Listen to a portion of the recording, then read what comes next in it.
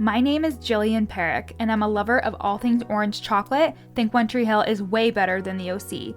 And as a person who stutters, I hope to one day inspire women with invisible disabilities to overcome their limiting beliefs and start the business of their dreams, just like I did. I'm a mindset coach specializing in imposter syndrome, helping women beat their inner imposter using neurolinguistic programming, hypnosis, and time techniques. And this is the From Imposter to Empowered podcast.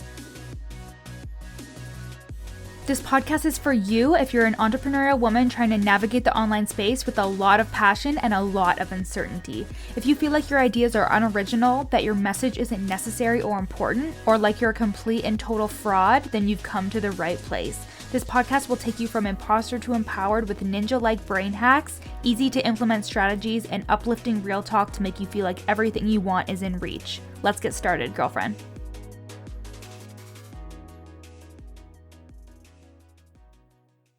Hey, welcome back to From Imposter to Empowered. So today's episode, I have a guest that I never thought I'd get on, and that is my partner, Dustin. So we've been together for 13 years, and throughout the podcast, you are going to hear Hugo breathing heavily. So that's a lot of the reason why we are laughing, because we're just like, why is this dog so attached to our hips? He is loving quarantine, and so are we. We're really enjoying spending this time together and having more time to like clean and cook and like do things that it's such a weird time, but like I am truthfully really thankful for it because it's provided a lot of clarity for me. And as much as it's been good though, I hope it doesn't continue for too long because damn, we got to get back to normal. Life's got to get back to normal. But anyways, when you're listening to this, it's going to be the end of May. So hopefully by that point, we have more clarity on the situation. But this podcast episode, the reason why I wanted Dustin to come on the podcast was because I wanted him to give a perspective of somebody who's in a relationship with a coach. So somebody who has experienced me going through different stages of school and all the certification and stuff to become a coach and ultimately open up my coaching business. He's been there through the highs and the lows. He's been there since I made my first dollar. So he has been super supportive the whole time, but he also like had his doubts just about like in terms of like investing and like having a stable job. I think he even says that during this episode. And these are all real fears and real things that people in our life are experiencing. And the point of this episode was for you to see that like a lot of our partners have the same way of thinking in terms of like they're supportive. They're just obviously going to be weary and they're obviously going to ask questions. And that doesn't mean that we're not on the right path and that we don't know what we're doing. It just means you have to trust and be open and honest with those people in your life.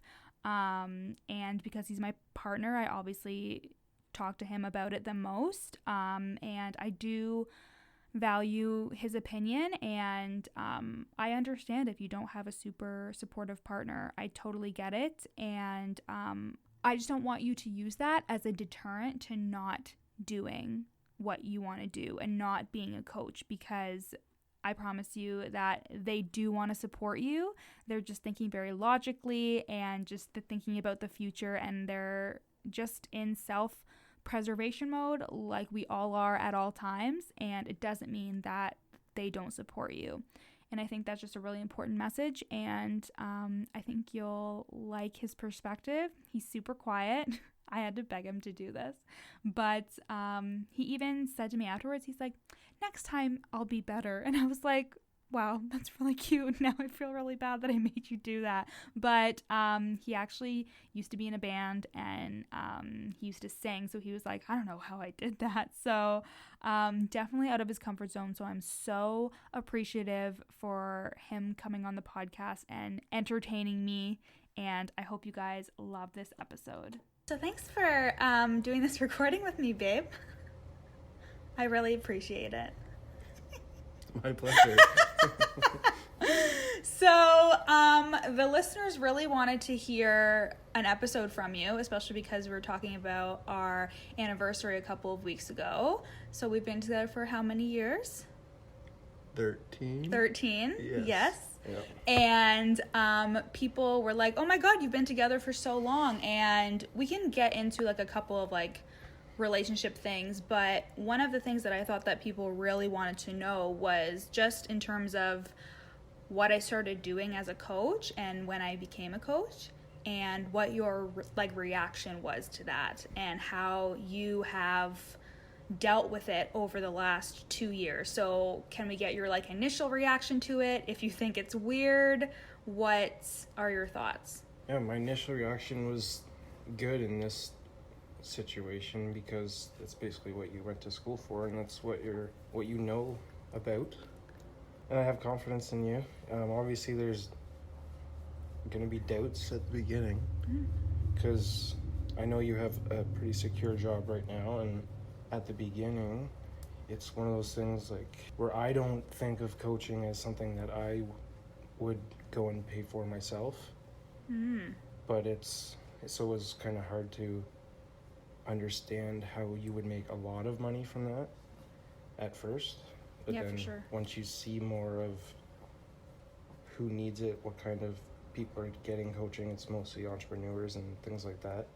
So that makes more sense. And obviously, as you've grown your business, I've become more confident in what you're doing. Yeah. And I think like it's kind of hard to understand too because the online component is so different from what we're used to. We're so used to like our friends working like 9-to-5 jobs and like doing the same old thing. So like when I started doing it, a lot of it was like worry about what people were gonna think. But I think you did a really good job of just like supporting me and like not giving in to me when I worried about what other people would think. And I think that it's kind of easy for me because, I don't know, you were kind of easy to believe in. So I don't know if other people's situation, maybe they're like, That's cute. my girlfriend doesn't know what the hell she's talking about. So I could see like maybe that being different. Yeah. But in my case, it was easier. Thank you. So sweet, baby. We're here with Hugo. Hugo is attached to Dustin's hip, as always. And something I also wanted to ask you was about like, how did you feel about the investments that I was making in my business? So we've talked about them before. I think in the beginning I wasn't as transparent, but now as like, because I'm more confident in what I'm doing and you're seeing a return on it, I think it's easier to be more transparent about it. I was always honest about my investments, but like you didn't need to know the exact number, especially because we're both pretty independent for ourselves. As long as we pay all the stuff that we need to pay for, it's all good. But how did you feel about me investing in that stuff during a time where like we're really up and coming in our relationship, I guess you could say? Pretty weary at first. Because like you said, I don't know the exact number. Yeah. And you tell me sometimes, but I don't think you tell me all the time, especially when I find out later, oh, I spent this much on this. I'm like, holy shit. Yeah. But like I said, you haven't given me a reason to doubt you. So Yeah. if you were like completely struggling and spending all this money, I'd be like, well, maybe we need to reprioritize. Yeah. And I think though, like I've always had our best interests at heart, and that's like why you can trust me. And I think that's why it's also important, like when you're in a supportive relationship, like to have that open communication, but also know that you can trust in that person to make the right decisions. Sometimes I feel like if people are really restrictive with what their partners are investing in, like they really don't trust their judgment. Let's say somebody who is listening to this episode wants to go to their partner and wants to talk to them about hiring a coach, or wants to talk to them about starting a coaching business and all the stuff that comes with that. What kind of advice would you give them? Yeah, honesty is obviously the most important thing, especially when you're trying to run a business and all these financiers are involved and you have a partner. Yeah. But being open about it is probably the best thing. Having that open communication with you from the get-go has been really good, because when I need that support from my partner, and I know that that's not the case for a lot of people because they don't have supportive partners, it means a lot that I can come to you and talk to you about that stuff and not have you just like slough me off or like tell me I'm acting stupid or whatever. So, like I was saying, for me, it's a little easier because I trust in your judgment and I believe in what you're doing. But I don't know if you had a partner that isn't that way, then... How would you suggest them ease him into it or ease her into it? Well, I don't know, guys might hate me for saying this, but maybe sort of along the way of the way you did it by not being completely... I'm not saying, like, lie. Yeah. But, I don't know, don't be like, hey, if you spent $10,000 on something or coaching or whatever, just for an example, I don't know. Yeah. I don't know what I'm trying to say. Don't lie about it, but... Like, ease them into it. Yeah. Yeah. You don't want to put them into shock, like, holy fuck, if it's all coming out of nowhere. It's almost like if you were to be like, hey, I'm going to start this, like, streaming career, and I'm going to spend 20 grand on equipment and doing all this shit. Yeah, you got to invest in yourself, and whether you're a man or a woman, like a guy could do that, and he would expect his girlfriend to kind of, I would assume in most cases they would expect a girlfriend to kind of support them in doing that. Mm-hmm. Yeah, and for sure. see the benefit of doing that. So it should go both ways. Yeah, I agree. Great advice. Such good advice. You guys have no idea how hard this has been to get him to do this interview. Yeah. He's hating his life so much, but thank you for doing it, but I still have more. Don't worry. So now let's go into more just like regular relationship advice. Why do you think we've been able to exist together for 13 years? I really want to hear your answer to this, as Hugo is like looking like a potato on your chest. How much we've experienced together, that's fun. Mm-hmm. And the fact that we can look back on things together and that it was me and you that experienced it. It wasn't me and some other girl or me and other girl 2 and other girl 3, you know what I mean? Yeah. Like we don't have a bunch of exes and stuff that we have to worry about. And then obviously family's a huge thing. Like your family is my family. Mm-hmm. Like I feel like that about them. Yeah. And I would hope that you'd feel that way about my family at this point. I do. I do, for sure. And I think, like, we make a point each day to, like, have a good time together, whether it's for 20 minutes. And as far as day-to-day goes, we, like you said, we spend time together. We have fun together, but we also respect each other's space. And when we for sure, yeah, want alone time, it's not, oh, what's wrong with her? Like, what did I do? She just wants to watch TV by herself. Yeah, exactly. It's not a big deal. And, like, we do have really good communication as well. I come from a family where we almost had too much communication, and you come from a family that basically didn't communicate at all. So on my end of the spectrum, I was always like really aggressive and like always need to like say exactly what's on my mind, and you're more like reserved and you keep to yourself. And so it's taken us both time for me to cool my jets and like give you space when you need space, and for you it's been like coming forward and being honest with me about how you feel and like opening up and talking to me, like especially if you don't like something.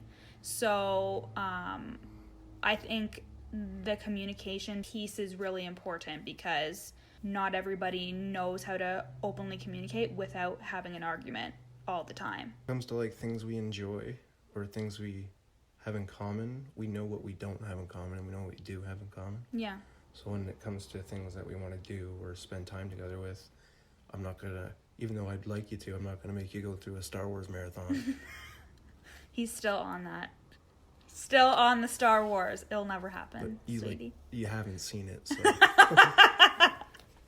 But, like, do I want to? Do I want to spend hours and hours watching Star Wars?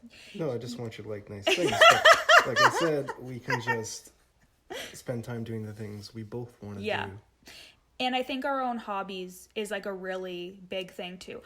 I think when it comes to sustaining such a long-term relationship, it's really nurturing that relationship with yourself and really realizing what you like, what you don't like, who you are without the other person, because we've never really known anything else since we were like 15 as to what it's like to be single and like not have that other person. But for those of you who don't know, I went away to university for 4 years and I was about 3 hours away. And even though you traveled and you came to see me and all that stuff, like we still have spent a considerable amount of time away from each other and building our own relationships with ourselves instead of just being, we can't do anything without each other. Something that I also think is really huge is I still have like the same group of girlfriends and I still make a lot of time for them, and you as well. Like we have our own friends and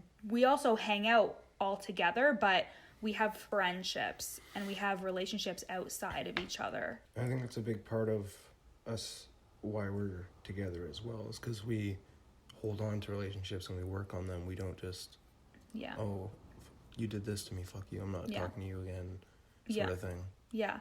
And I think that goes with, again, more like personal development in terms of like realizing that we're all just wanting to be loved and appreciated, and like it's scary to be rejected, but when you're willing to like work on something instead of just like walk away when something gets hard. And I think like we've always done that, like just if something got hard, because we've grown up together, we started living together, then we bought a dog and a cat, and like we've started jobs and ended jobs, and I started a fucking coaching business, and like there's a lot of things that we've endured. I think that's what's important with the long-term relationship, is to like nurture it and also nurture the relationship with yourself, and kind of put your ego aside a lot of the time. Yeah, man. Yeah, man. Yeah, man. So do you have any like last words or advice? You want to say anything nice about me so everybody knows how much you love me? I swear he's a lot more outgoing than he's pretending to be. He actually used to be a singer in a band, and he used to be front, right, and center. So I was asking him, I was saying like, you used to like stand up in front of crowds and sing, and he's like, I don't know how I did it. Yeah, I used to be cool, but I don't know how. I think you're still cool.